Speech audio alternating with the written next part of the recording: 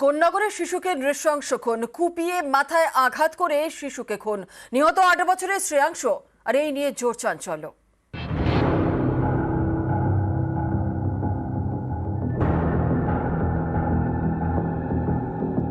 ঘরের মধ্যে ঢুকে শিশুকে খুন, কুপিয়ে মাথায় আঘাত করে খুন, মৃত্যু নিশ্চিত করতে গলার নলি এবং হাত পায়ের শিরাও কেটে দেয় এতটাই এই ভয়াবহ হত্যাকাণ্ড হুগলির কোন্নগরের।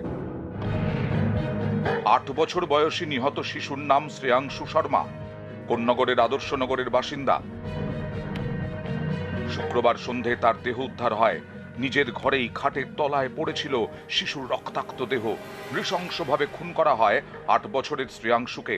পরিবারের দাবি, সবজি কাটার ছুরি দিয়ে কোপানো হয়, পাশাপাশি ইট দিয়েও শিশুর মাথায় আঘাত করে এতটাই।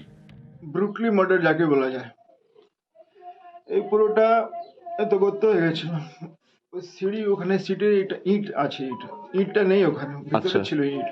ইট দিয়ে মারা হয়েছিল। ইট, ওর পড়াল খাবার একটা টুল থাকে, টুল, ভিতরে একটা গণেশ ভগবানের মূর্তি আছে, মূর্তিটা মেরে, মানে আরেকটা চাকু আছে, ছোট চাকু, সবজি উবজি কাটার জন্য। ওই চাকুটা ব্যাঁকা হয়ে গেছিল। এ তো বুঝনি, মেন্টালি কিছু প্রবলেম আছে। মা বাবা বাড়িতে নেই, ঘরে একা ৮ বছরের শিশু, তাকেই খুন।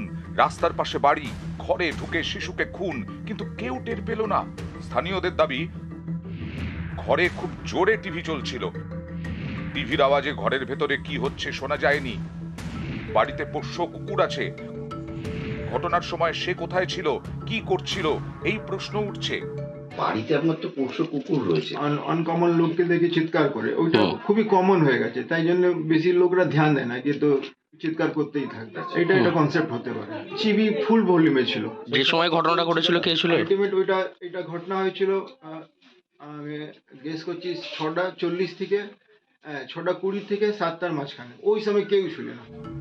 ৮ বছরের শ্রেয়াংশু ক্লাস 4-এ পড়তো। তার সঙ্গে কিসের শত্রুতা, কেন এমন নৃশংস খুন, তদন্ত করছে চন্দননগর পুলিশ। ঘটনাস্থলে ফরেনসিক টিম, পুলিশ কমিশনার। আক্রমণ হয়েছে এটা সাধারণত এখানে দেখা যায় না। এগুলো আমরা ইনভেস্টিগেশন শুরু করে দিয়েছি। আমরা বাড়িটা সিল করে দিয়েছি যেখানে এই ঘটনাটা ঘটেছে। ফরেনসিক টিমকে বলা হয়েছে, ওরা এখানে এসে সেই এভিডেন্সগুলো উনি কালেক্ট করবেন।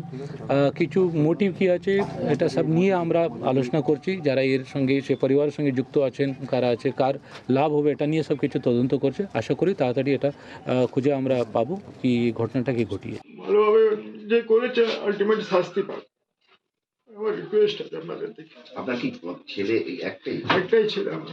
পুলিশ কিন্তু এই ছাত্র খুনের ঘটনায় ছুরি, ইট এবং গণেশ মূর্তি কিন্তু বাজেয়াপ্ত করেছে। ফরেনসিক টিমও এসেছে, তারাও তদন্ত শুরু করেছে। এই খুনের মোটিভ কি, কারা এই খুনের সঙ্গে জড়িত রয়েছে, সেটা পুলিশ তদন্ত শুরু করেছে। হুগলির কোন্নগর থেকে রানা কর্মকার, নিউজ 18 বাংলা।